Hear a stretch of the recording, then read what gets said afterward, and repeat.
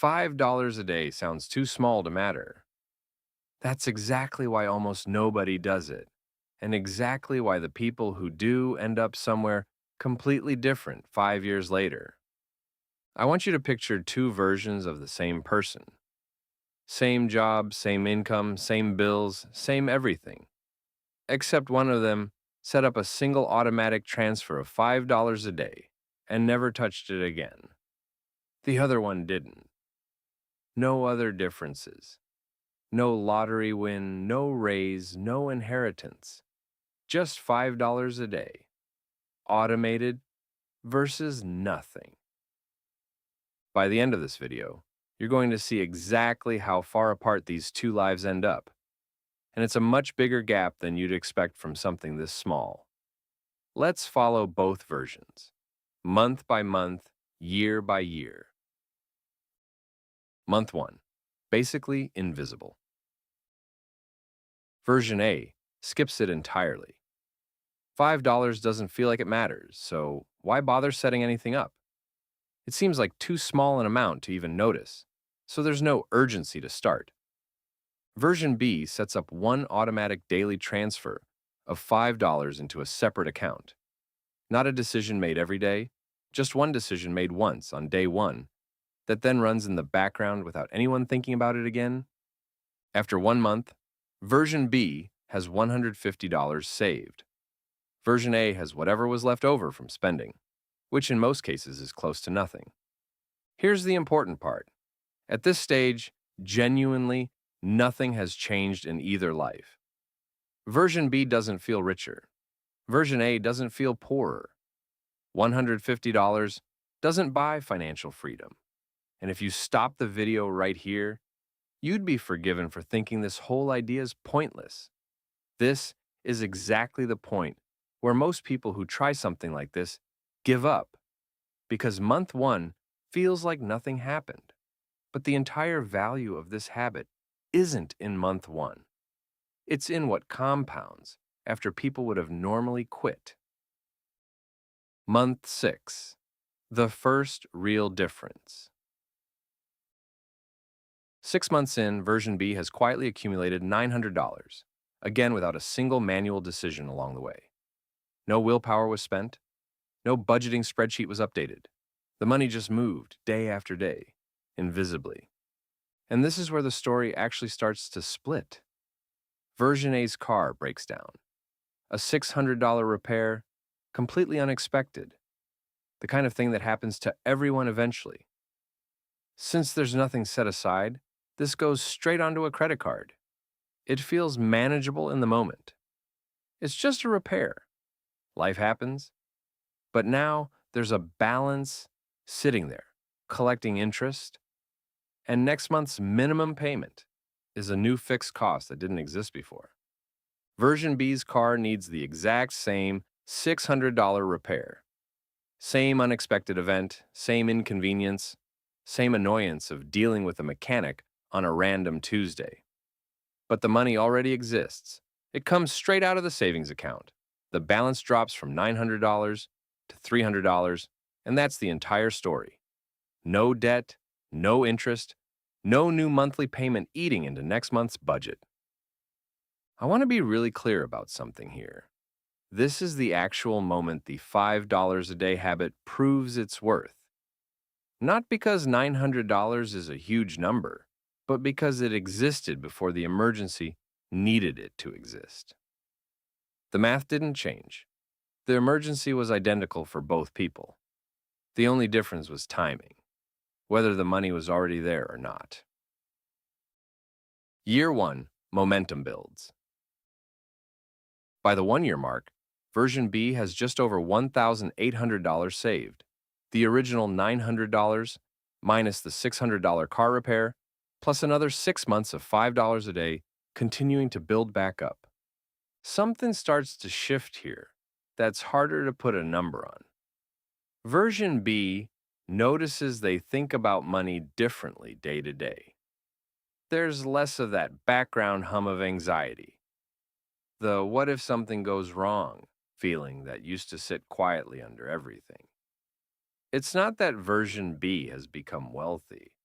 It's that there's finally a buffer between them and the next unexpected bill. And that buffer changes how stressful ordinary life feels.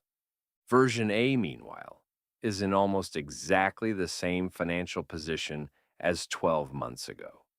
Same bank balance around zero, same one emergency away feeling, plus now a small, lingering credit card balance from the car repair that's still not fully paid off, quietly costing a little extra every month in interest. Here's what's worth sitting with. Both versions had the exact same income this entire year. Neither one got a raise. Neither one worked more hours. The only difference between financially stressed and financially calmer was one $5 automatic transfer that started 365 days ago and was never touched again. Year 2. The habit becomes identity. By year 2, something interesting happens with version B. The $5 a day stops feeling like a sacrifice and starts feeling like it was never really theirs to begin with. It's just gone before they see it. The same way tax withholding disappears from a paycheck. Nobody mourns money they never mentally counted as spendable. Version B's balance sits around $3,000 now, and a new thought starts to form. What if I did more than $5? This is a common pattern. Small, automated savings habits tend to snowball into bigger ones, not because of some sudden burst of discipline, but because a system of automatic saving already exists. Increasing it is just changing a number, not building a whole new habit from scratch. Version A is still exactly where they started, still carrying that lingering credit card balance from year one's car repair, still one unexpected expense away from the same stress cycle repeating itself. And here's the part that stings a little. Version A has probably spent more total money over these 2 years than version B.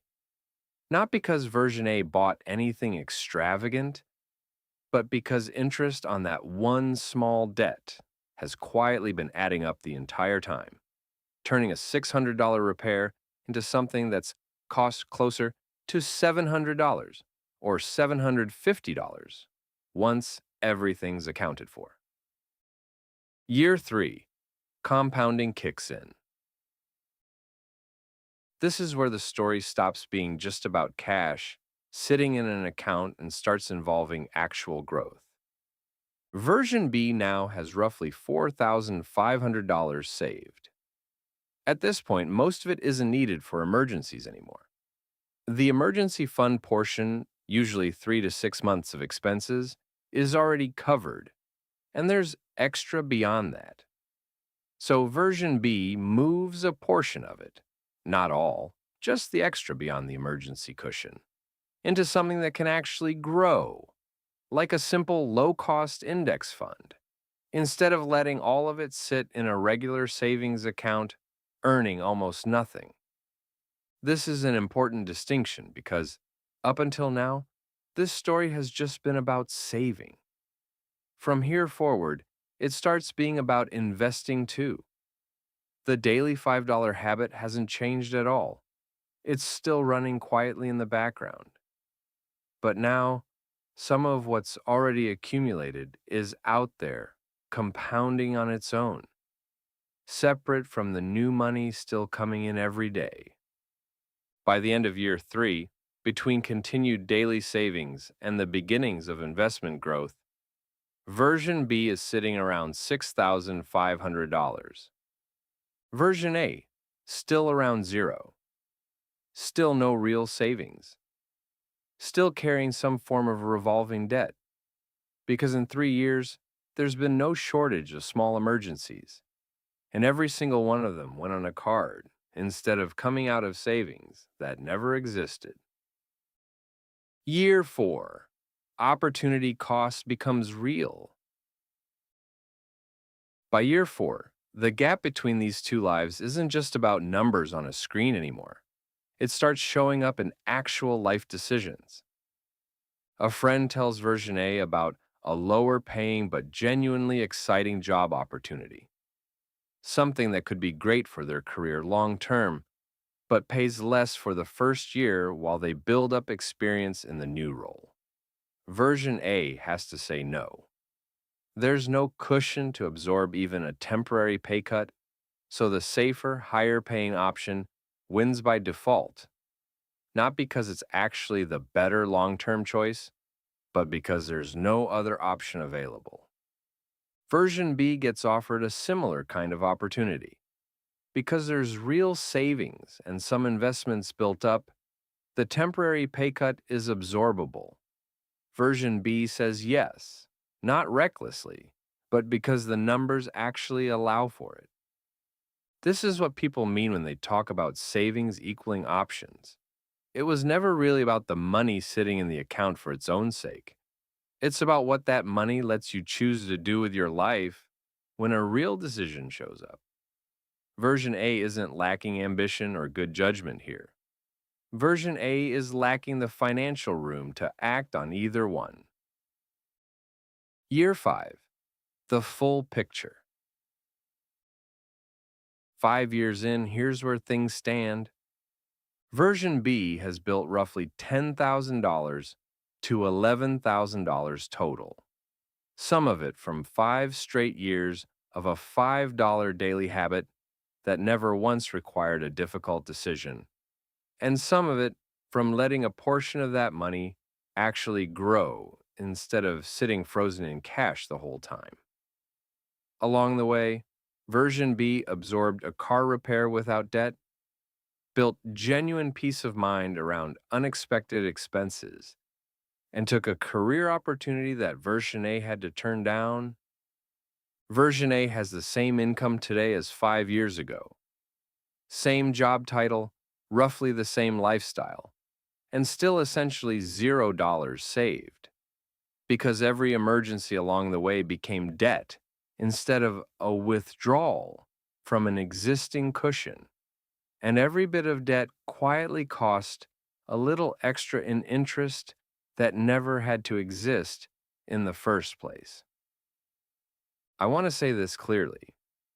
Version A isn't a worse money manager than version B. Nothing in this story required version B to be smarter, more disciplined, or better with numbers. The entire 5-year gap between these two lives came down to one single decision, made once, on day one. Whether $5 moved automatically before it could be spent or not. The actual math. Let's just make sure the numbers are clear because I don't want this to feel like an exaggerated story. $5 a day is $35 a week, roughly $150 a month, and $1,825 a year before any growth from investing. Over 5 years of just saving, that's over $9,000 from an amount most people wouldn't even notice missing from a daily coffee-sized budget. Add any modest investment growth on the portion beyond your emergency fund, and that number climbs higher. But even with zero investment growth at all, just the raw saved amount is already life-changing for someone who's spent years living paycheck to paycheck. This isn't a strategy that requires a finance background, a budgeting app, or hours of planning. It requires exactly one setup step: an automatic transfer, set once, left alone. $5 a day isn't really a savings strategy. It's proof that the amount matters way less than whether the habit is automatic. If you want to be version B 5 years from now instead of version A, the only thing standing between you and that outcome is setting up one transfer today, right after this video ends. Not next paycheck. Not when things settle down. Today. Comment below with what amount you're going to automate. even if it's smaller than $5, and I'll check back in with an update video in a few months to see how everyone's doing. See you in the next one.